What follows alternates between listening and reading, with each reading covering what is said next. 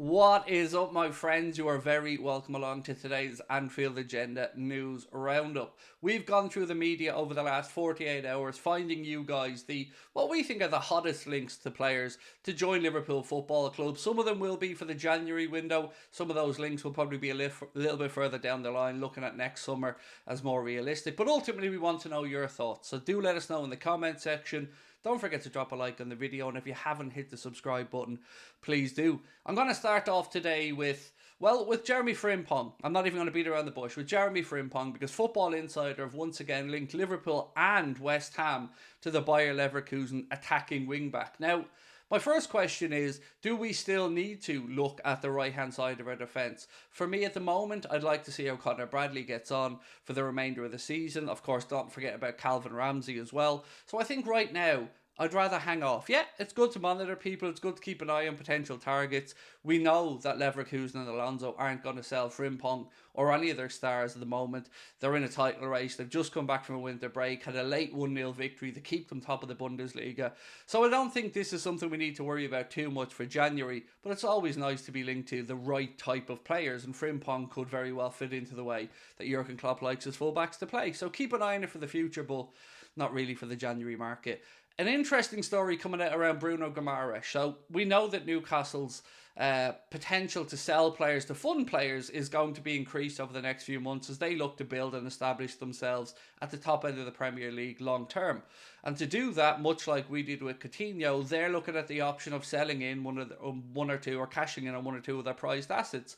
Bruno Guimaraes is the latest player. He has a release clause believed to be about £98 million in his contract, and apparently Barcelona and Real Madrid can come in and get him for cheaper, or certainly can come in and get him sooner. But if Liverpool or any of the Premier League clubs wanted him, full release clause, and they don't really want to sell him to a Premier League rival. But here's the thing, I wouldn't pay 100 million quid for Bruno Guimaraes, so I don't see it being really of any interest to Liverpool. He is not worth 100 million quid in my humble opinion. He's a fine footballer, but not at that level. So for me, I'd move on from this one, and I'd just say we don't need it, to be honest with you. Another story that I want to bring to your attention is the possibility of some more shenanigans from TNT Sport with kickoff times. So Manchester City and Arsenal are going to be moved to play on March 31st, but TNT Sport apparently still have a couple of Liverpool picks left, and one of them they're looking at is Liverpool-Brighton, March 30th, and they're thinking about making this a 12:30 p.m. on a Saturday kickoff, which would mean Liverpool would be 4 from 4 on international breaks this season, coming off those international breaks back into an early kickoff. Something needs to be done. It's pathetic. It's embarrassing.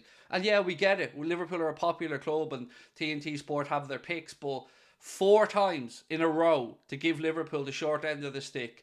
You know how this is going to go. You know how it's going to be reacted to in the media and by Liverpool fans, and rightly so. Even in this piece here, we've got an Arsenal fan saying that it's ridiculous that Liverpool are being given these kick-off slots continuously. So I hope TNT Sport come to their senses. I hope somebody stands up for Liverpool here, because it's ridiculous to make Liverpool play that kick-off time four times in one season after international breaks, and still think that we don't feel like we're being hard done by, to say the least. So a story that does perhaps have some legs to it is a link for Liverpool for a Colombian centre-back. This guy's been linked to the club for a few weeks now. Plays for Tales Cordoba over in Colombia. 20-year-old centre-back called Kevin Mantilla. Now, Liverpool and another Premier League club have been talking about this guy, and there's 2 stories today. The first one you can find over if you look at VOZ.com AOR. That's the Twitter account, or you can just go to LFC Transfer Room and they have the story up there as well. So they say that Liverpool have been asking and inquiring about this guy for about 4 months now. He certainly physically looks the right type of player, but is he good enough to come to Liverpool longer term? I really don't know. I really don't know. Now, I'm going to move on to another story about the situation. So it appears Liverpool and Brighton have to be patient in their pursuit of Mantilla, the centre-back that we're speaking about, given that KELLEHER have no interest in cashing in on the Colombian under-20 international before the January transfer deadline. So they don't want to do business in the January transfer window. Liverpool are yet to add a recruitment in this window, and if we did bring one in, centre-back is the most obvious place for us to look to strengthen. But I would say work permit issues are another thing that would need to be looked at here with this guy. Look, it's a very Liverpool-esque type of profile, isn't it? 20 years of age, young centre-back. lots of interest in South American football over the past 6 or 12 months from Premier League clubs as well. But you would have to sort of work permit issue, I believe, and we've seen that go awry before with players Liverpool have looked at that we haven't been able. Like what's the dude's name? De Sousa, who we brought in from Brazil. He was just loaned around Europe, never ending, and he never really got an opportunity to play for Liverpool Football Club. So I don't know if it's one to keep an eye on, but it's one I wouldn't get excited about just yet. There is an interesting story coming out around the goalkeeper situation, though. As we know, Kelleher will probably have a big decision to make in the summer. Does he stay at Liverpool Football Club, or does he look to move on and stake a claim somewhere as a number one?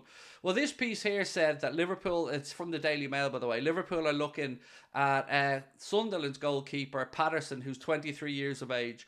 I don't know anything about Anthony Patterson, other than this article said Liverpool are looking at him. Sunderland would apparently want about, I don't know how much... I think they probably want about 10 million quid based off the few bits and pieces I'm saying, but don't worry about the number for now.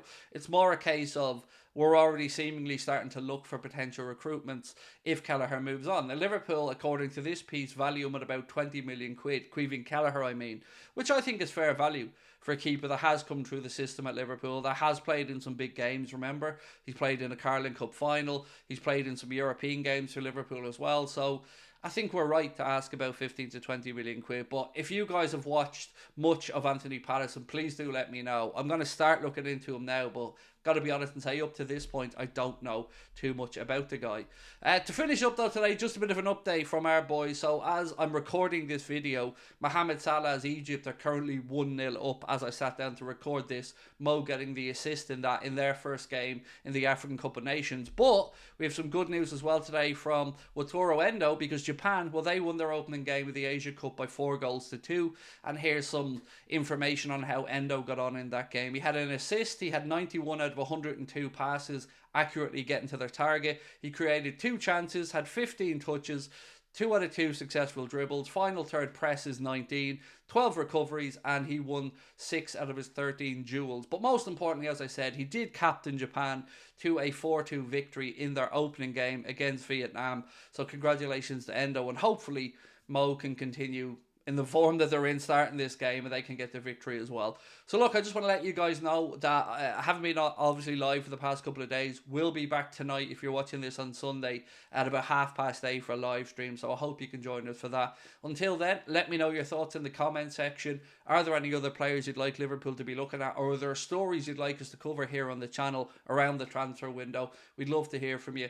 Don't forget, Liverpool next in action at the weekend, coming up against Bournemouth, a game that, let's be honest, we've got to win, because Manchester City seemingly have their ducks in a row, for want of a better phrase. So look, I'll catch up with you tonight at 8:30. Don't forget, we are closing in on a 250,000 subscribers, so every single one of you that hits that subscribe button really do make a difference. Thank you, my friends, and I'll talk to you soon. Much love. Bye-bye.